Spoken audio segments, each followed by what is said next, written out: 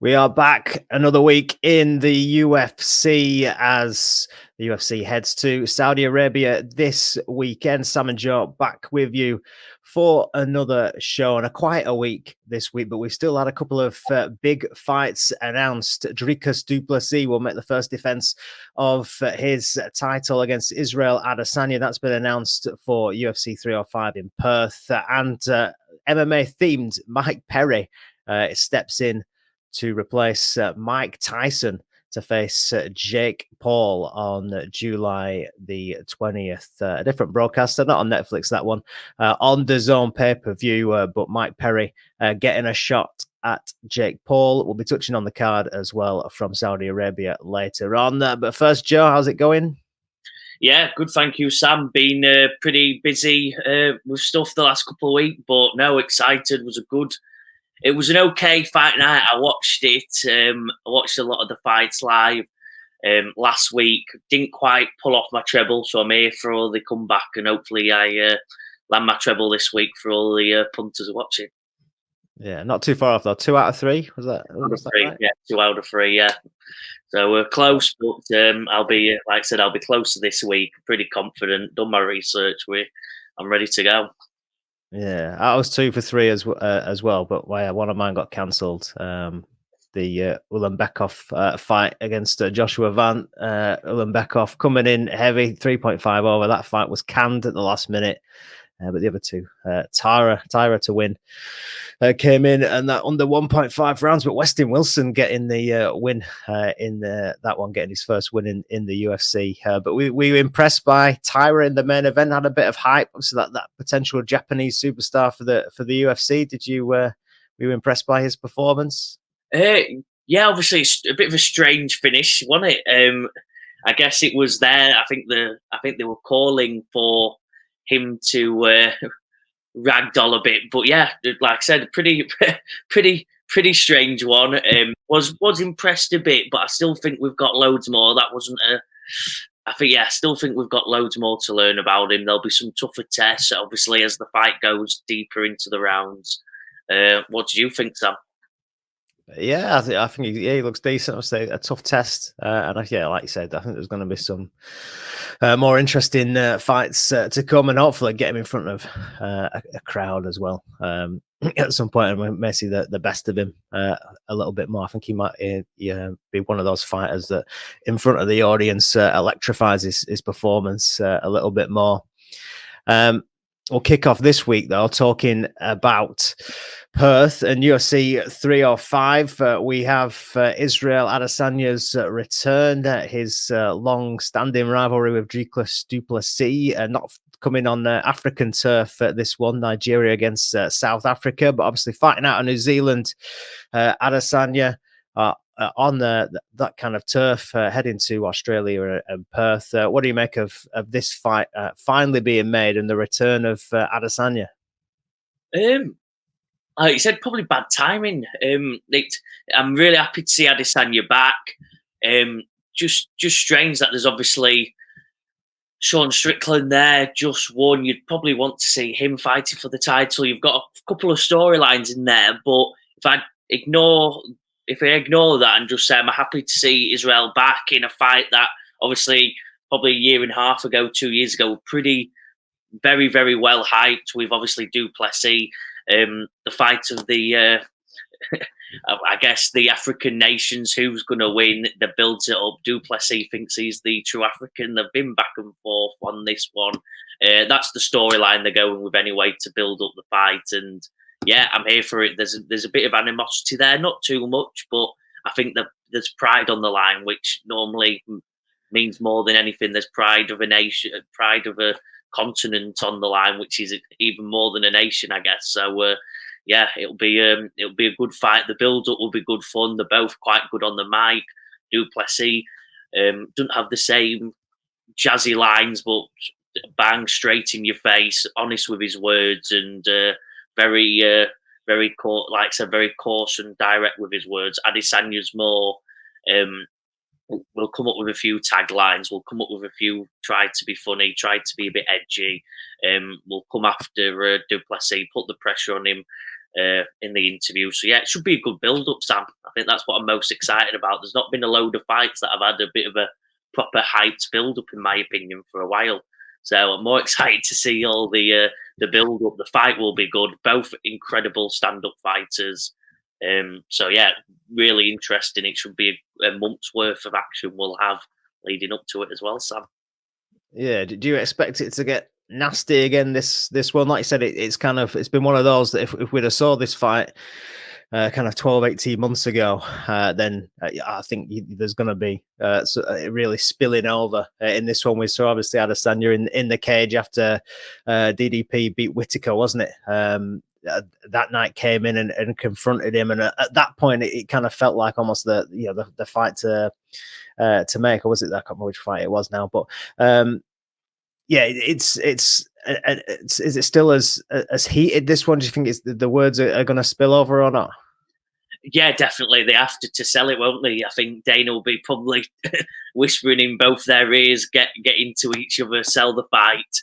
It's there to be sold. Like you said, it's exciting. There's a storyline naturally built in. I watch a bit of Chael Sonnen and he talks about these natural built-in storylines. Probably watch him too much because that's what I'm picturing right now. And yeah, it's built in that they'll get nasty. They'll get into it. As I said, they'll be thing. I think the fight itself too really interesting.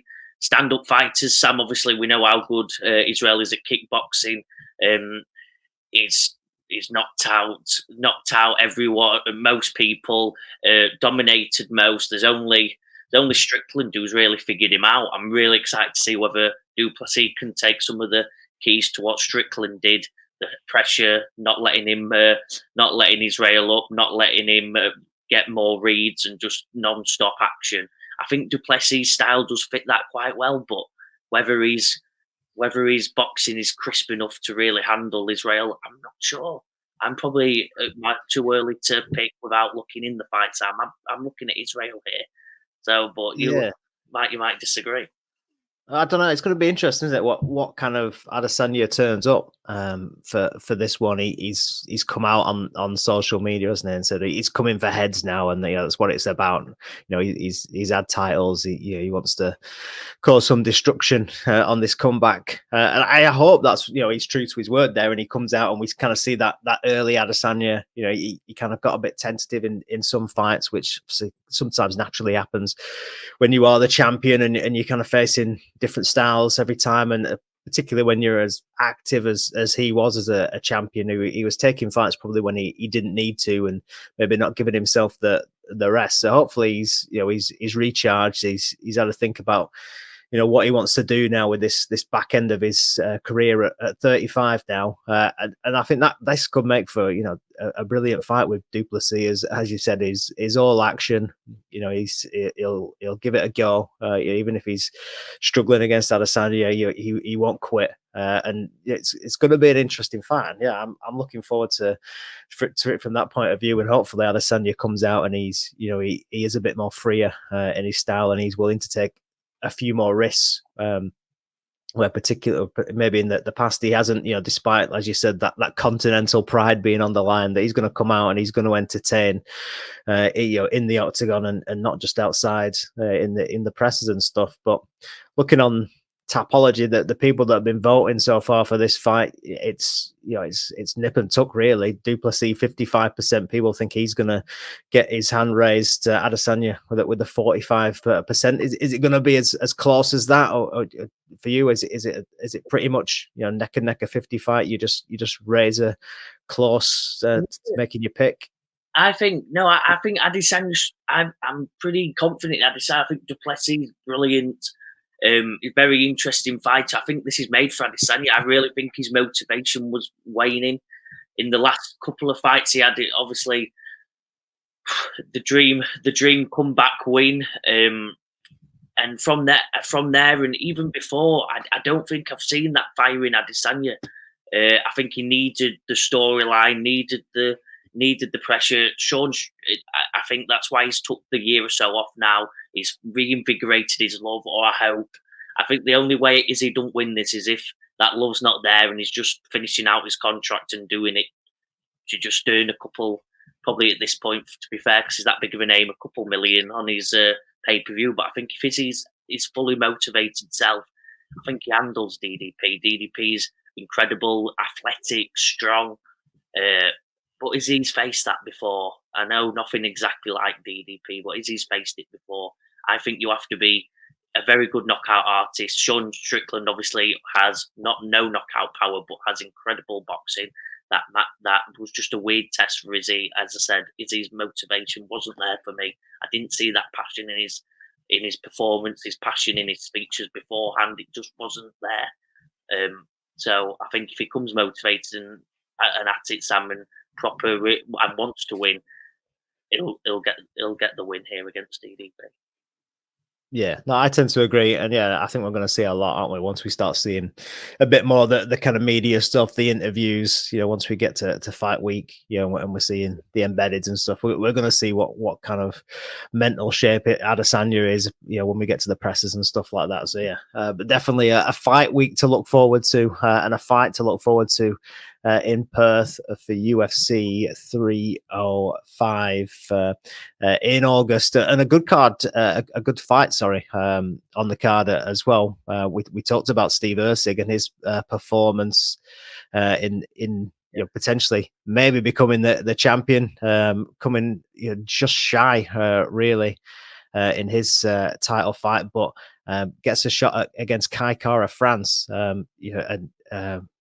an Australia-New Zealand fight there for the card, and that is a banger, really, on this 305 card.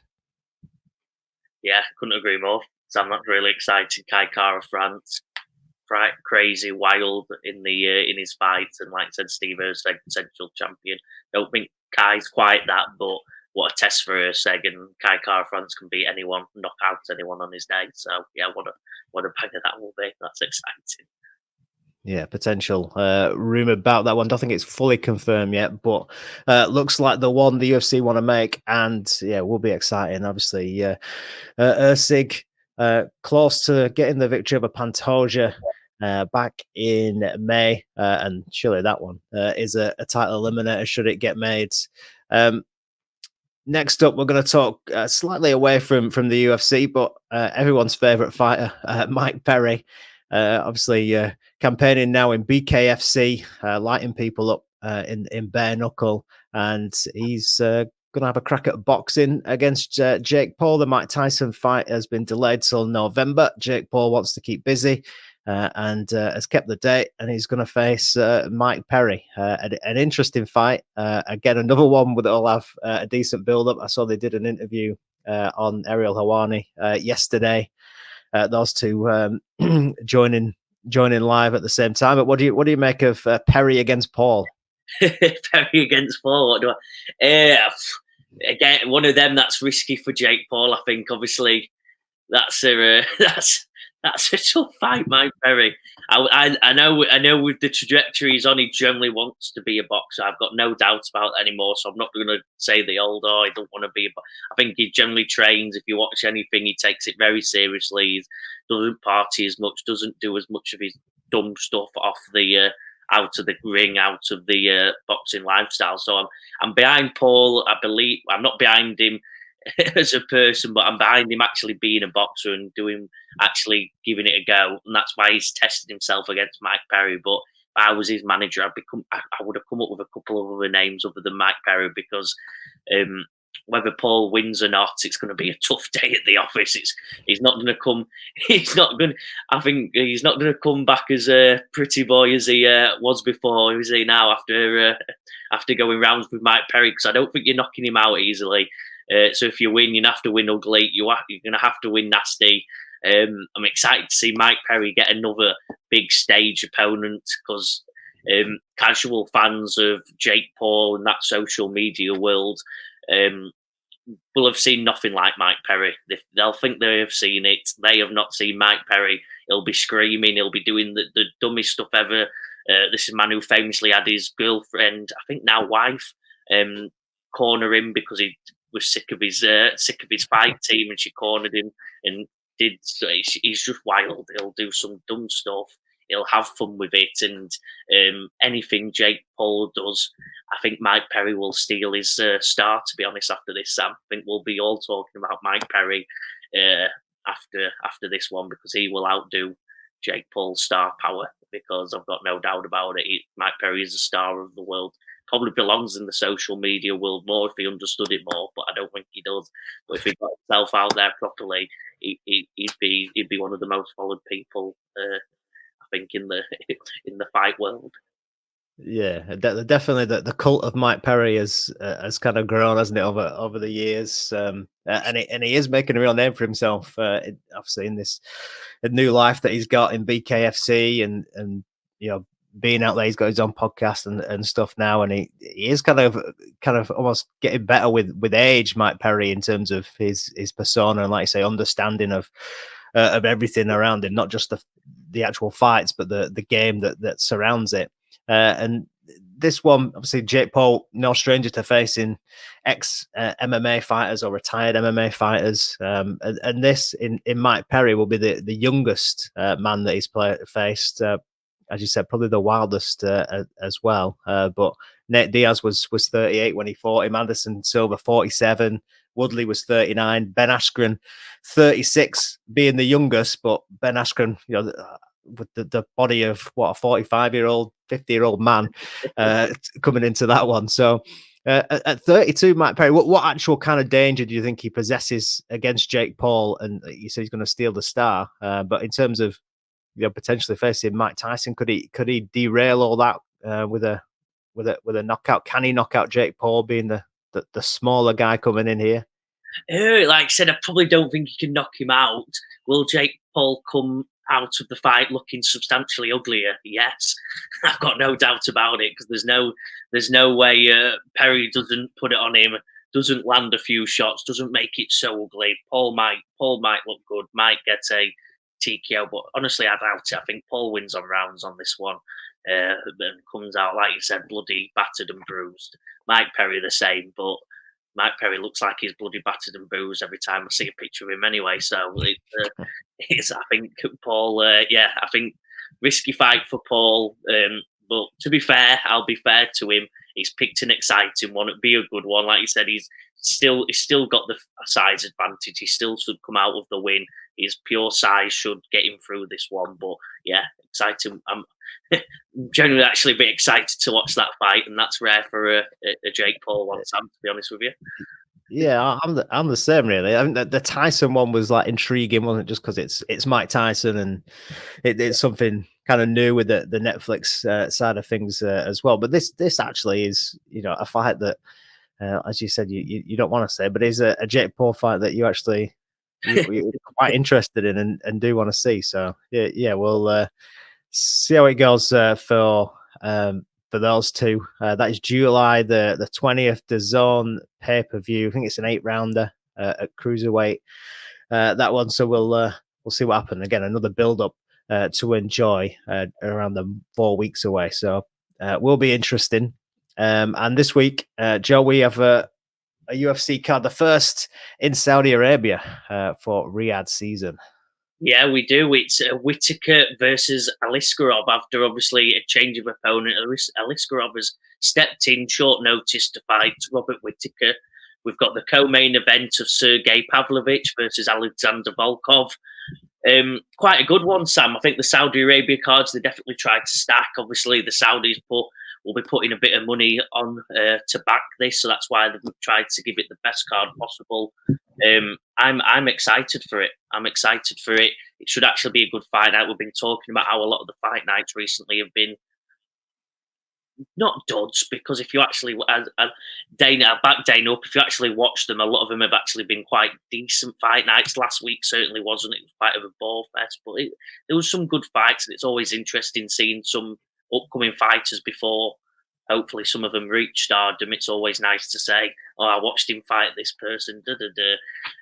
But yeah, this one, they've packed it full of well-known names. You've got Johnny Walker fighting Volkan Ozdemir. You've got Kelvin Gastelum fighting Danny Rodriguez. And you've got a couple of others throughout. So Sam, we'll start off with the co-main event. Sergey Pavlovich versus Volkov. Give us your thoughts. Yeah, interesting. This one, isn't it? Obviously, the first time we've seen Pavlovich since facing Tom Aspinall last November for that interim heavyweight title, and I think when them two were standing across from each other, wasn't it a fight that you kind of thinking we're going to see this at some point for the undisputed title along the line? Probably not the first and only time these two are going to come together. Obviously, Tom got the better of it that night with the first round knockout, but Pavlovich, he's taken a nice bit of time off here. That was November. What we're June 20th now, so he's had a good half a year plus off. Pavlovich to get over that one, and comes in here, in the kind of right side of the world for him. He's not traveling too much, and I know he's facing another Russian in Volkov, but I'm backing him here to get back in the win column. Volkov's on a bit of a streak himself since losing to Tom Aspinall. He's on a 3-fight win streak, isn't he, at the moment? Obviously lost to Tom Aspinall, knocked out before that. But for me, Pavlovich, he's got too much power, despite being the shorter guy here. Volkov very tall, as we know, 6'7". Sergei shorter, but he's got a 4-inch reach advantage. And I think he's, when he comes out swinging in the first round, I'm all on the Pavlovich train that he's going to make a statement and come back out and get the win here. He's got good heavyweight wins over Derek Lewis, over Tai Tuivasa, over Curtis Blades, which is a good one and be interesting, obviously, with Tom fighting Blades in a month's time. How that one goes, but he's only lost to Aspinall and on his debut to Overeem as well. Every fight has finished in the first round for Pavlovich, win or loss inside the UFC. So I'm going for a Pavlovich KO first round for him to get back in the win column. Yeah, I'm with you. I've watched Volkov quite a lot over the years. I actually quite like him as a fighter. I rated him quite highly around the 2018, because I'm putting it around when he got knocked out with Derek Lewis. I remember we had a watch party with my friends. I was saying this Russian guy, 6'7", really slick technique, and then Derek Lewis put up a stinker of a fight, then knocked him out obviously famously in the third round to the big comeback win. And then since then, like you said, he's been on runs, been on things. He's definitely a good fighter. It's Volkov. Like I said, very slick stand up for someone so tall. He's just a bit naturally heavy on his feet. Don't have that quick bounce. He tries to have a bounce. He tries to get it moved. So he has good fight IQ. Just I don't know. There's something just missing to make him not that championship level fighter for me. Every time he gets that close, he gets knocked out, or he just has a bit of not a dud, but just doesn't quite get the job done. Pavlovich has been the opposite of that. He's been a steam train flying towards Mars, hasn't he? He's just been absolutely on fire. He's knocked out. He's got absolutely freakish knockout power. Bad, like I said, bad loss versus our man Tom Aspinall from the UK. But I think Pavlovich, them arms are just, as you pointed out, just crazy long. He's a Brock Lesnar lookalike, but he beats. I think his physique nearly beats Brock Lesnar. So, I think Pavlovich has just got too much power. And in that heavyweight division, if you're not going to be a wrestler and out wrestle someone, power normally comes top in these ones, unless they're that good. So I think, Pavlovich gets the win. Volkov's just a bit too slow for me. Very good fight IQ. Will be a great fight, but I've got Pavlovich winning this one. So.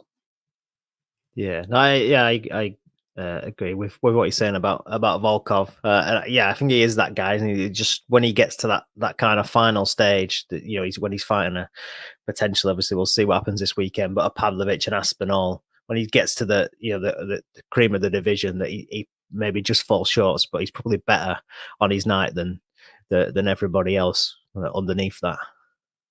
Yeah, and then the main event of the night, Sam, we've got obviously Robert Whittaker versus Ikram Aliskerov. Excited for this one, Sam? Take us through your thoughts.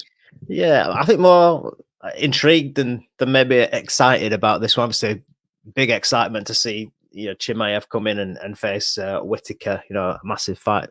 It would have been for Khamzat had he not fallen ill again. So. Yeah, I think more intrigue really, because as we said last week when we talked about this, Aliskerov's a guy that since he's come into the UFC, he's had 2 fights, but they've tried to book him a lot higher than his ranking. Since the start, they tried to, after his first fight against Phil Halls, I think it was, that they tried to book him against Paulo Costa. They've tried to book him against Nasruddin Imavov, which I think actually, if he loses to Whittaker and looks all right, I think that's probably maybe a good fight for them to make next if they really want to push him. Put him on that Paris card against Imavov and try and take his shine from his win.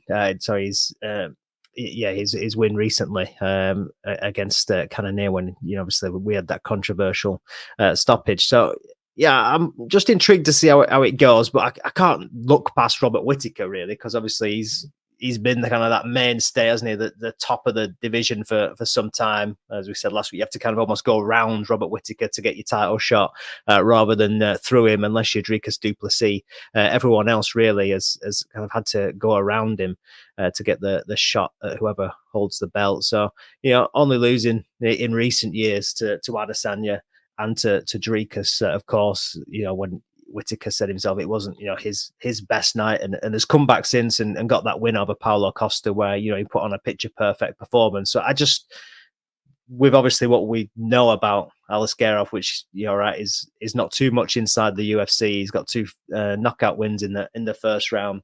Has fought Khamzat Chimaev on Brave, was knocked out in the first round by Khamzat on that night. So yeah, I think Robert Whittaker, you obviously, I don't think how you can back against him unless something deep within the camp of Aliskerov of just how scary good he really is. But not seen the evidence to see that so far. So yeah, I'm with Whittaker. I think the odds are crazy. Really, you can get Robert Whittaker, just at shades of odds on. You're number 3 in the division. Beating all these guys. Look at his resume; it's amazing when you look at it, and you're getting just shades of odds on to beat a guy. No KO, TKO, submission, none of that. You're just getting just shades of odds on for him to win this fight over 5 rounds, and which again could prove to be important here. Whittaker's had 8 scheduled 5-round contests in the UFC. He's got tons of experience that he's bringing in here. So Whittaker all the way for me, and I think the odds are crazy this weekend. Yeah, I'm with you. Yeah, we were talking about it before we started recording, weren't we? I think we're both behind Whittaker here. Like you said, it's similar. I hope his motivation is still there. I've got no doubt it is. He's literally a model professional with everything he does in his life. But yeah, I think I'm just excited for Whittaker. Think he's if Izzy does lose, he's definitely got a chance at another title shot if he makes a big statement here and gets the TKO. Yeah, this Aliskerov, like you said, whether he's definitely got a lot of hype. He were hyped out of the UFC. They were talking about him. Obviously, he's been champion in other promotions and looked good in them other promotions. Not, like you said, 2 first-round TKOs in the UFC, but let's see him against Whittaker. I'm not too fair. I'm taking Whittaker all day. I'm taking that experience with you. So I'm taking the quality, the all-round quality of Whittaker. There's no obvious weaknesses with Whittaker. It's an all-round performance, and you have to be substantially better than him in one of the areas, I think, to get the win. And I don't think Aliskerov's that man. I just don't see it. Like I said, get in the comments. Tell us what we don't know. Tell us what we're missing about this Aliskerov versus Whittaker fight. That the bookmakers, I guess, are seeing that make it a lot closer than we're thinking. Get in the comments, talk about it. I'd love to have a debate with someone because I think Whittaker's one of the best fighters in the world, pound for pound. I thought he won that second Izzy fight, just dropped that one in. Thought he won the second Izzy fight. I think he should be around being champion again. So let's get it on, Sam. Got a main event. Now we've got the betting treble, Sam. Take us through your betting treble for the night. You've got an exciting one. Let's make the fans some money. Yeah, I'm going to be a bit boring and take a couple of the fights we've already talked about. I'm taking that Whittaker to win. Like I said, shades of odds on wherever you go. I've had a look round, and Whittaker to win. 3-4, 8-11. Whatever bookmaker is crazy for me. So I'm taking that Whittaker to win over the 5 rounds, whatever, whether he stops him or not. Get on that. I think that's just a great bet. I'm taking Pavlovich. Obviously, we said in the preview that every fight that he's been involved in the UFC has ended in the first round. Losses to Overeem and Aspinall, and then 6 knockouts in the first round. So I'm taking Pavlovich round 1. I'm going to take, and then I'm taking Shara Magomedov as well to get a TKO. This might change because his opponent has changed at the last minute. Dana White put out one of his war room videos ahead of getting on the flight to Saudi to say that Jolinton Luterbach, who was due to be facing, is out, and in steps Tricoli, who was due to face Aliskerov last week, obviously before Chimaev fell out and he took the main event spot. But again, he's another debutant in the UFC. Luterbach had been fighting in like karate combat and stuff like that, so he's out. In steps Tricoli, who we have seen on the Contender Series before. I think a couple of times he's fought on the Contender Series. Just get his record up. I think he popped hot on one of them. It was a no contest. Yeah, I think that was right. Trying to look. Yeah, he fought on the Contender Series in 2019. Overturned. Tricoli failed the drug test for nandrolone. Was out then for a year and has only fought once since, which was in 2021. So he's been completely inactive. And yeah, coming in here against Magomedov, who in his UFC debut looked like a bit a complete animal. Didn't get the finish in the end, but absolutely battered his opponent. In that fight, Bruno Silva. That was on the Makachev Volkanovski 2 card in October. So he's waited a little while for this one. Was due to be facing Niho Pateria.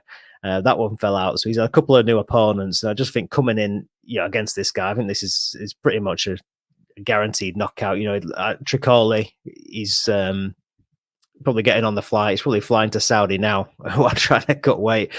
So for me, this guy looks crazy. He's a one-eyed fighter from Dagestan, not a wrestler, complete kickboxing, brutal elbows that he's got. And I think if you can get anywhere near the price that they were offering for him to knock out Luterbach, for him to do the same to Tricoli, then snatch that up all day. Like it, Sam. I've got a 6.93 treble to 1. Fairly in line with you, Sam. I've got Robert Whittaker to win, like you said. Just double down on what you said.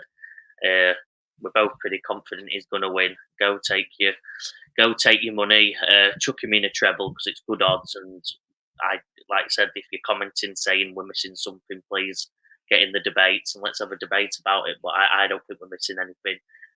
Robert Whittaker. I've got Nasrat Haqparast, who's fighting Jared Gordon. I think Haqparast is 28 now. He's been in the UFC quite a while. I've watched quite a few of his fights over the years. When I saw his age, I'm still surprised he was hitting his prime. Been on a bit of a win streak recently. He's an all-round fighter. He was one of them new age fighters that they were discussing that got termed a bit ago, where they're like, they've trained MMA their whole life, so he's just a well-rounded fighter. I think he's got too much for Jared Gordon. I